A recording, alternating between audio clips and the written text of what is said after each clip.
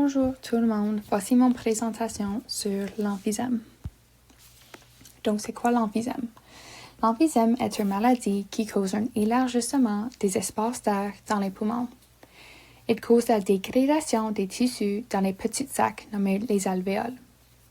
Le dommage aux alvéoles peut causer un blocage par la détérioration des murs des poumons. Ce blocage empêche l'échange gazeux dans les alvéoles. Les alvéoles en santé sont normalement élastiques et peuvent s'étirer pour laisser l'air entrer et permettre l'air de sortir. Les symptômes d'emphysème sont essoufflement, un toux et la respiration sifflante et fatigue. C'est dans un groupe de maladies COPD ou Chronic Obstructive Pulmonary Disease, qui est la cause de mort troisième plus commune mondiale. Donc, c'est quoi les causes de l'emphysème? La cause primaire d'emphysème est de fumer. Et voici une figure qui démontre comment le fumage va affecter les alvéoles. Mais une autre cause est l'air pollué. Ces choses peuvent causer l'emphysème eux-mêmes, mais le facteur commun dans la plupart des cas des emphysèmes est une déficience de alpha-1 antitrypsin, qu'on va parler plus tard. Donc, comment est-ce que les alvéoles deviennent endommagés? Il y a quelques mécanismes de comment la vapeur des cigarettes ou l'air pollué va détruire les tissus des alvéoles.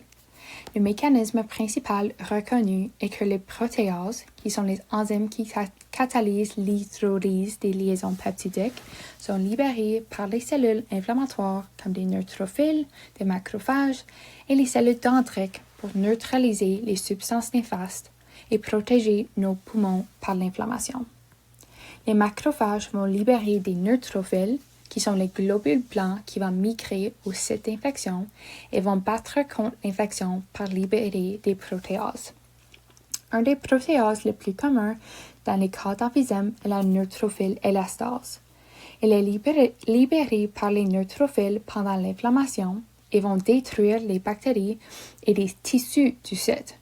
Surtout, elle hydrolyse les liaisons peptidiques d'une des protéines principales dans les tissus alvéolaires, l'élastin. Donc, même si son but est de battre contre l'infection, sans régulation, il va détruire la plupart des tissus alvéolaires.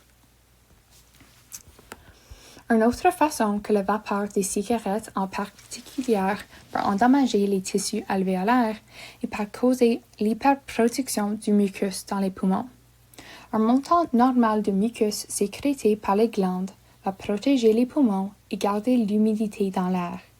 Mais si ce mucus supplémentaire va non seulement limiter le montant d'air qui peut entrer et sortir des poumons, mais aussi l'inflammation qui cause la surproduction va empêcher l'enlèvement de ce mucus par des sels et d'autres substances sur la surface des tissus, qui va augmenter le risque de plus d'infections et plus d'obstruction. Un troisième mécanisme de destruction est le stress oxydatif. Donc, comme nous avons appris dans ce cours, dans nos cellules, nous sommes dans un état réduit, sauf dans la mitochondrie. Donc, nous sommes toujours en train de faire des oxydoréductions. Les dérivés réactifs de l'oxygène, les DRO, sont des atomes d'oxygène qui ont des électrons de valence non appariés. Elles sont très hautes en énergie, très réactifs et peuvent endommager nos cellules si non neutralisées. Heureusement, nous avons des antioxydants comme la catalase et superoxyde dismutase pour neutraliser ces DRO. Le stress oxydatif est une imbalance entre le montant de DRO et le montant d'antioxydants. La vapeur des cigarettes et l'air pollué contiennent beaucoup de DRO. Donc, ces DRO vont induire les complexes de protéines facteurs nucléaires kappa B, qui sont les molécules qui sont impliquées dans les réponses par le système immunitaire. Elles vont activer la transcription des gènes anti-apoptotiques dans les cellules et donc vont inhiber l'apoptose. Au repos, le facteur nucléaire kappa B est inhibé par une protéine inhibitrice, les IKB. Les signaux par les molécules comme des IKB kinases ou les IKK et ces DRO vont initier la dégradation de l'inhibiteur qui vont activer la molécule. Le facteur nucléaire kappa B est responsable pour la transcription des molécules comme des cytokines, des macrophages, les neutrophiles et les chymokines, et aussi des molécules d'adhésion cellulaire.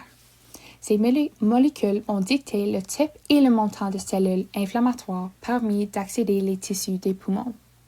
Les gens avec l'emphysème ont des niveaux augmentés du facteur nucléaire kappa B et, en plus, les niveaux des protéines inhibitrices, les IKB, sont plus petits. Donc, le contrôle de la transcription des molécules qui gèrent l'activité des cellules inflammatoires est moins dans les gens avec l'emphysème. De plus, la signalisation du facteur nucléaire kappa B à partir des neutrophiles dans le mucus des gens avec l'emphysème est aussi élevée. Donc, ça va élever le montant d'inflammation dans les cellules alvéolaires. Si nous devenons en stress oxydatif, nos cellules vont augmenter la production des métalloprotéases matricielles, les MMP, qui sont connues pour la dégradation des fibres d'élastine et collagène dans la matrice des poumons. Donc, c'est quoi un MMP? Ce sont les métalloprotéases qui contiennent du zinc. Et dans le cas d'emphysème, la matrice des poumons qui contient ces protéines et glycoprotéines, comme le collagène, l'élastine, fibronectine, etc., vont fournir le support structural et un entreposage des cytokines et d'autres molécules aux cellules qu'ils entourent. Plusieurs MMP comme MMP12 et MMP10 vont dégrader la matrice des poumons et les fibres de collagène et élastine. Les expériences où les MMP12 étaient enlevés des souris ont montré une diminution des cas d'emphysème. Il y a aussi plusieurs cas qui démontrent que MMP12 peut dégrader alpha-1 antitrypsin. Donc, c'est quoi alpha-1 antitrypsin? Alpha-1 antitrypsin est une protéine, plus spécifiquement un inhibiteur des protéases, dans la famille de serpin. Le nom serpin vient du serine protease inhibitor. Il est exprimé par le gène serpin A, et donc alpha-1 antitrypsin va inhiber plusieurs protéases, mais surtout le trypsin. Son rôle est de protéger les tissus des protéases libérées par les cellules inflammatoires. Donc, la raison que pas tout le monde qui fume ou qui va respirer de l'air pollué va développer emphysème est parce que le alpha-1 antitrypsin va se lier à les neutrophiles par liaison covalente, puis va l'inhiber à un niveau où ils peuvent battre contre les infections, mais ne va pas détruire toute l'élastine dans nos alvéoles. Cependant, s'il y a une déficience de alpha-1 antitrypsin, les neutrophiles élastases seront non inhibés et vont dégrader toute l'élastine dans les tissus alvéolaires. La déficience alpha-1 antitrypsin peut causer une mutation autosomique codominante du gène serpin A1, qui cause moins d'expression de la protéine dans le foie. La mutation la plus commune, c'est le PIZ, qui est une substitution glutamate 342 lysine. Une autre mutation peut causer la polymérisation des monomères de la protéine qui vont accumuler au foie puis ne seront pas capables d'être transportés aux poumons.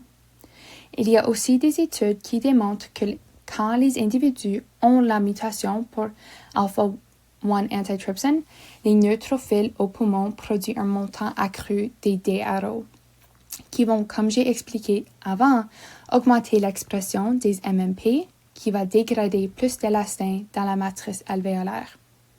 Toute seule, la déficience alpha-1 antitrypsin peut causer l'emphysème, dépendant de la sévérité de la mutation, mais couplée avec le fumage ou d'autres sources de gaz néfastes, la probabilité de développer l'emphysème augmente beaucoup. Comment est-ce que notre corps peut lutter contre l'emphysème? Donc, pour éviter la dégradation des tissus alvéolaires, le corps contient quelques mécanismes. Dans les gens sans mutation, le alpha-1 antitrypsin va combattre contre l'inflammation dans les poumons par l'inhibition du neutrophile élastase. Il y a aussi quelques inhibiteurs des IKK, qui sont encore les molécules qui vont signaler pour activer le facteur nucléaire kappa B. Il y a aussi des inhibiteurs des MMP, sont appelés les Tissue Inhibitor of Metalloproteases, les TIMP, qui vont se lier à l'atome zinc dans le site actif pour inhiber son activité. Ou par chélation, qui est la liaison d'un ion à un ion métallique, ils peuvent baisser la concentration du zinc pour inhiber son activité. Et il y a aussi les antioxydants qui sont trouvés dans les cellules des poumons pour neutraliser les oxydants dans les cellules alvéolaires. Certains antioxydants comme vitamine A, vitamine C, vitamine E et des minéraux comme cuivre, zinc, sélénium sont trouvés dans certaines nourritures. D'autres exemples plus spécifiques sont la bêta-carotène qui vient des citrouilles, des mangues et des carottes, la lycopène qui vient des tomates, des pastèques et des abricots, ou du zinc qui vient des viandes, du lait et des noix. Donc, l'histoire de emphysème, il y a quelques descriptions des maladies similaires à emphysème qui datent jusqu'aux années 1679, quand un scientifique, Théophile Bonnet, a décrit des voluminous lungs. Et plus tard, en 1769, Giovanni Morgagni a décrit des cas des poumons comme turgides, qui veut dire gonflés ou boursouflés. En 1789, Bailey a publié des illustrations des poumons avec l'emphysème qui a mené à l'ajout d'emphysème au COPD, c'est la Chronic Obstructive Pulmonary Disease, accompagné par le bronchite chronique. En 1821, René Laennec, qui était l'inventeur du stéthoscope, montré ici dans le portrait, a publié Treatise of Diseases of the Chest et a décrit que les poumons avec l'emphysème étaient extrêmement gonflés et ne vident pas comme il faut. Il a identifié que l'air pollué et des facteurs génétiques étaient les causes principales de la maladie, car le fumage n'était pas si commun dans les années 1800. En 1976, un physicien, Charles Fletcher, qui a publié le Natural History of Chronic Bronchitis and Emphysema, a découvert que la cessation de fumer peut ralentir la progression de la maladie. Donc, comment est-ce qu'on peut traiter l'emphysème? Le traitement commence avec la diagnostic. Donc, la diagnostic de l'emphysème comprend plusieurs tests qui mesurent le fonctionnement des poumons, les rayons X et des scans tomodensitogrammes. Après la diagnostic, il y a quelques options pour le traitement, mais il n'y a pas une guérison. Le dommage créé ne peut pas être réversé jusqu'à maintenant. Les traitements sont la cessation de fumer immédiatement, éviter les polluants dans l'air, l'oxygène supplémentaire, des médicaments comme les anti-inflammatoires ou des médicaments qui peuvent élargir les voies aériennes et relâcher la muqueuse, appelés les bronchodilatateurs. Il y a aussi les stéroïdes et les antibiotiques. Un autre traitement est un programme de réhabilitation respiratoire. Pendant des programmes, ils vont faire des exercices de respiration pour déterminer le montant d'air capable d'entrer et sortir des poumons, par exemple la spirométrie qui est montrée ici. Ils vont fournir de l'éducation à propos de la maladie et vont faire des autres procédures afin de renforcer les muscles respiratoires et apprendre à vivre avec la maladie.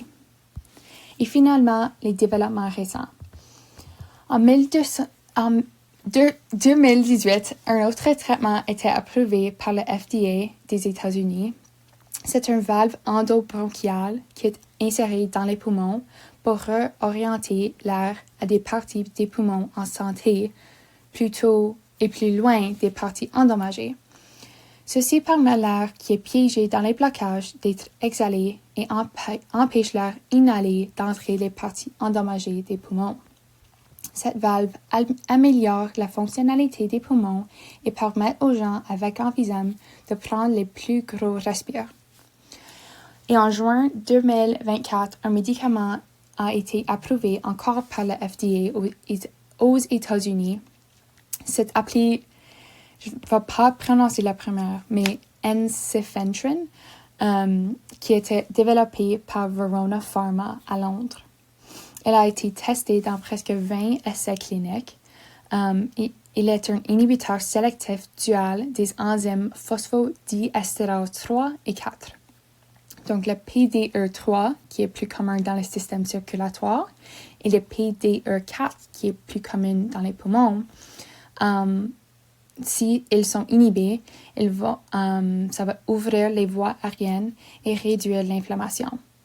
Et jusqu'à maintenant, il a réduit l'inflammation dans à peu près 40% des patients avec le bénin à des sévères cas d'emphysème.